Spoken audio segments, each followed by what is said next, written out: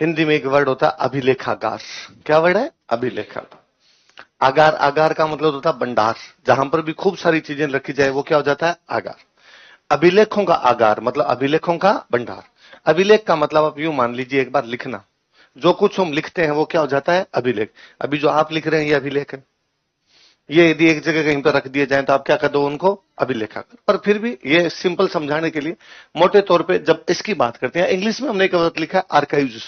क्या लिखा है? आर्काइव।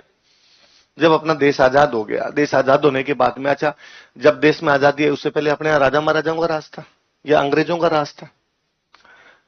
उनका शासन कैसा था? उनके शासन में क्या कमियां थी, क्या अच्छी बातें थी? ये भी तो रिकॉर्ड है। राज या तो अच्छा रहा होगा या बुरा रहा होगा, पर जैसा भी रहा उसका कुछ ना कुछ रिकॉर्ड तो है। हमने वो सारे रिकॉर्ड संभाल के रखे। वो रिकॉर्ड्स रखे गए बाद में, तो पूरे देश के जो रिकॉर्ड्स रखे गए वो रखे गए दिल्ली में। तो दिल्ली में हमने एक बनाया नेशनल आर्काइव्स। क्या बनाया? नेशनल आर्काइव, राष्ट्रीय अभिलेखागार। तो वो अपना जो नेशनल आर्काइव्स है वो कहां पर है? दिल्ली। ऐसे राजस्थान में अपने खूब सारे राजा महाराजा हुए, तो राजस्थान की सरकार ने भी अपने इकट्ठे किए और वो रख दिए एक जगह बीकानेर में। कहां पे रख दिए?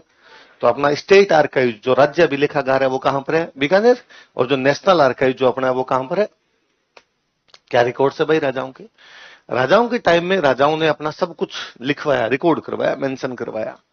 जैसे राजा के टाइम में यह भी रिकॉर्ड है कि एक रानी है, उस रानी ने एक हार बनवाया है।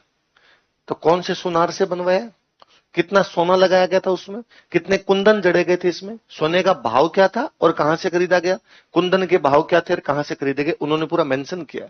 कितनी तारीख को कौन सी रानी को यह हार दिया गया था, और नहीं तो कम से कम तारीख लिखी हुई, ये तो पता चलता है सोने की रेट उस टाइम क्या थी, अब क्या है।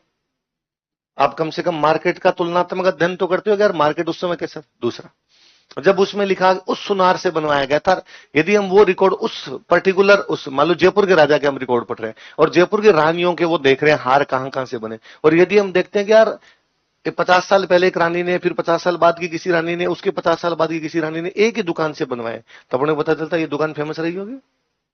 आज भी तो यूं मोटे मोटे कोई सोने की बात करते हैं, हम कहते हैं तनिष्क एक ब्रांड है, तो हो सकता है उस समय कोई ब्रांड दूसरा रहा हो, तो हमें पता चलता है कौन सी दुकान थी, कौन अच्छे कारीगर हुआ करते थे, क्या बनवाया क्या नहीं बनाया, सब कुछ लिखा उन्होंने। इवन ये तक कि भाई एक रानी ने अपनी ओढ़नी मंगवाई है, ओढ़नी समझते हो, तो किस कलर की है और वो कलर कहां से रंगवाया गया था। जो कपड़े रंगते थे उनको बोलते रंगरेज। क्या बोलते? रंग, या नीलगर, जो नील लगाते नीलगर। तो रंगरेजों का मोहल्ला कौन सा, कौन से रंगरेज अच्छे थे, कौन से नीलगर अच्छे थे, किस प्रकार से वो रंग लगाया करते थे, वो जो ओढ़नी है तो उसके क्या क्या छापे बनाए गए हैं। आप कभी आप राजस्थानी के गाने भी सुनोगे तो आप सुनोगे, अल्लाह रे पल्ला पर गाजर मोर रंग दे मारे घूंघटिए पे, तो अलग अलग क्यों आते हैं? तो इसका मतलब साइडों में उन्होंने कोई मोर तोते बनाए होंगे, मुंह के ऊपर उन्होंने कोई फोटो बनाया होगा। तो कैसे वो बनाए जाते हैं, कैसे रंग रंगे जाते हैं। दूसरी सबसे बड़ी बात, रंग बनाते ही कैसे थे? कलर बनाने का, भाई कलर कैसे बनता है? या तो आप आर्टिफिशियल तरीके से बनाते हो, पहले आर्टिफिशियल तरीके थे नहीं थे, पहले नेचुरल बनाते थे। तो नेचुरल कैसे बनाते? कौन से फूल यूज में लेते जिनसे वो कलर बनता है? कौन से कोई ऐसे घास यूज में लेते होंगे, कौन सी पत्तियां यूज में लेते होंगे, कौन सी सब्जियां यूज में लेते होंगे, इससे कलर बनता है। तो और नहीं तो कलर बनाने की विधि आई, ये भी हमने संभाल के रख रखी है। आने वाले 10 पीढ़ी बाद, 20 पीढ़ी बाद देखेंगे, ये भी हिस्ट्री है। हिस्ट्री का मतलब कतई नहीं है कि कौन से राजा ने कौन सा युद्ध लड़ा और कौन सा युद्ध जीता। हिस्ट्री का वास्तव में मतलब तो उस समय की आर्थिक और सामाजिक स्थिति का पता लगाना है, सोशियो इकोनॉमिक कंडीशन उस टाइम में क्या रही होगी, उन सब के बारे में जानना है। ये सब चीजें रखी हुई है। ऐसे अपने एक झील है राजसमंद, नाम सुना आपने राजसमंद झील का? राजसमंद झील को बनाने में 14 साल लगे थे। जिस साल राजसमंद झील बनी थी उस साल अकाल पड़ा हुआ था बहुत भयंकर। तो लोग राजा के पास गए, राजा राजा अकाल पड़ा हुआ, भूखे मर रहे हैं, भगवान राम बरसात नहीं कर रहे, खेती में कुछ हो नहीं रहा। तो राजा ने कहा चलो अपने काम करते हैं, अपने एक झील खोदना शुरू करते हैं, लेक बनाना शुरू करते हैं। क्या होगा इससे? तो दिन में आके लेक खोदिए, झील खोदिए और शाम को मेरे से अनाज ले जाइए। दिन में काम कीजिए और शाम को अनाज ले जाइए। काम के बदले अनाज योजना क्या थी? नरेगा। इस नरेगा का सबसे पुराना रूप हमारे राजाओं का शुरू किया हुआ है। और मैं नहीं कह रहा, मोदी जी का भाषण है ये संसद में कि राजाओं की शुरू की हुई है। अकाल के टाइम में राजा महाराजा कुछ ना कुछ बनवाते थे, झील बनवा लिया, किला बनवा लिया, महल बनवा लिया, लोगों को एम्प्लॉयमेंट मिल जाएगा और इसके माध्यम से राजा उनको धन दे देगा और कुछ ना कुछ हम बना लेंगे। किला बना लिया, कोई महल बना लिया, कोई झील बना ली। अब 14 साल लगे। तो आप राजसमंद झील के बाहर लिखा हुआ, उस पे आप जाके देखो तो वहां लिखा हुआ है कि इस झील को बनाने में 14 साल लगे थे। इस पे 1,07,826 रुपए 25 पैसे, मतलब पैसे तक मेंशन किए उन्होंने कि इतने रुपए इसके अंदर लगे। उन्होंने ये भी लिखा है कि भाई खोदने वाले हमसे कितना लेके गए थे, जब बाद में इसकी चिनाई की गई, चिनाई समझते हो, तो पत्थर कितने का लगा था, ईंट कितने की लगी थी, पत्थर लाए कहां से थे, ऊंट गाड़ियां कितनी लगी थी, बैलगाड़ियां कितनी लगी थी, मजदूर कितने लगे थे, चूना कितना लगा था, मिस्त्री कौन था, किस दिन किसने काम किया था, एक ही का रिकॉर्ड है 14 साल का उनके पास कि आज इतने मजदूरों ने काम किया था, कल इनमें से 3 एब्सेंट थे। हमें पता चलता है वे मजदूर कौन थे, कहां से आते थे, कैसे झील खोदते होंगे, क्या काम करते होंगे। ये सारे रिकॉर्ड्स हमने संभाल के रखे हैं। वे रिकॉर्ड जहां संभाल के रखे हैं उन जगह को तो बोलते हैं आर्काइव्स। क्या बोलते हैं? रिकॉर्ड ये भी हो सकते हैं कहां से कितना कितना टैक्स लाए थे। एक एक गांव का टैक्स लिखा हुआ है कि साहब 1745 में, 1745 में जयपुर स्टेट में इस गांव से इतना टैक्स आया था, इस किसान से इतना टैक्स लिया गया था। अगले साल टैक्स में बढ़ोतरी, तो अपने को पता चलता है अच्छा यार इस राजा ने टैक्स बढ़ा दिए। या हो सकता है किसी ने लिखा हो इस साल अकाल पड़ गया इसलिए हमारे टैक्स कम आया, इसका मतलब जो अकाल पड़ता था फसल कम होती, टैक्स क्या हो जाता कम। या ये हो सकता है अकाल के टाइम में राजा ने टैक्स में कमी कर दी हो, हाँ भाई इस बार कुछ हुआ ही नहीं है तो कमी कर दी जाए। तो हम देखते हैं राजा ने कमी की तो राजा भला है, राजा ने कमी नहीं की इसका मतलब राजा बुरा है, ये भी तो अपने को पता चलता है। वो जो सारे रिकॉर्ड्स है वो जहां रखे हुए हैं उसको तो बोलते हैं आर्काइव्स। क्या बोलते हैं? आर्काइव्स। और वो जो रिकॉर्ड्स है उन रिकॉर्ड्स को क्या बोलते हैं? मोटा मोटा यूं मान लीजिए, पूरा मतलब पुराना, लेख मतलब लिखा हुआ, पुराना लिखा हुआ जहां रख रखा है वो कौन सा हो गया?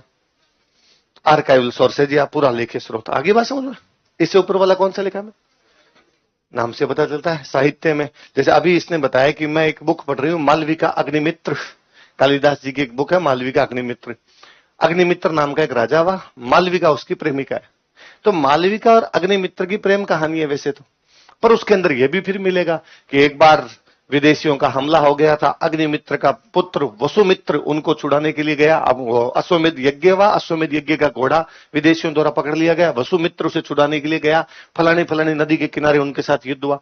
अपने को पता चलता अग्निमित्र का बेटा वसुमित्र है, वो किसी बड़े युद्ध में गया, विदेशियों ने घोड़ा पकड़ लिया था। हम देखते हैं कौन विदेशी है वे जो यहां पर आए थे। हमने एक लिटरेरी सोर्स पढ़ा, हमने एक बुक पढ़ी जो साहित्य की बुक थी, हिस्ट्री की बुक नहीं थी, पर उस साहित्य की बुक में किसी युद्ध का वर्णन है। अब हमको हिस्ट्री का कंटेम्प्रेरी सोर्स चेक करते हैं यार इस टाइम में किसका अटैक हो रहा था, और हमें पता चलता है अच्छा इस टाइम में ग्रीक लोग आ गए थे इंडिया की तरफ।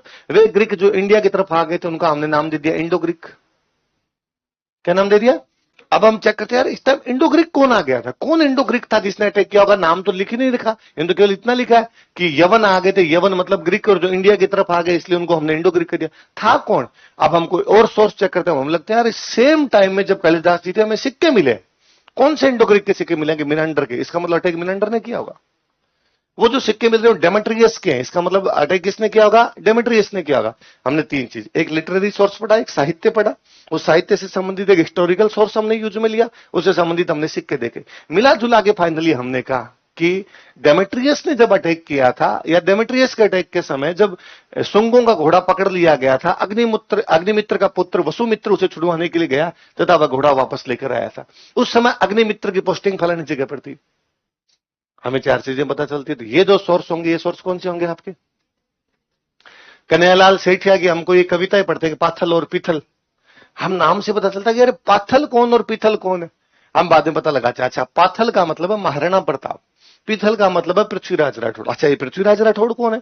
कि साहब इसमें लिखा हुआ है कोई पृथ्वीराज राठौड़, उसने लेटर लिखा है जो अकबर के पास रहता है। अच्छा अकबर के पास पृथ्वीराज राठौड़ रहता है, राठौड़ तो ये राजस्थान के राजवंश थे। राजस्थान में राठौड़ कहां कहां थे? अकबर के टाइम में 2 जगह पे, एक तो जोधपुर और बीकानेर। तो पृथ्वीराज कहां वाला है? जोधपुर का, एक बीकानेर का। हम दूसरे सोर्स चेक करते हैं, अच्छा ये बीकानेर का राजा राय सिंह है, उसका छोटा भाई है पृथ्वीराज, उसने लेटर लिखा। क्यों लिखा, किस लिए लिखा, और बातें पता चलती है।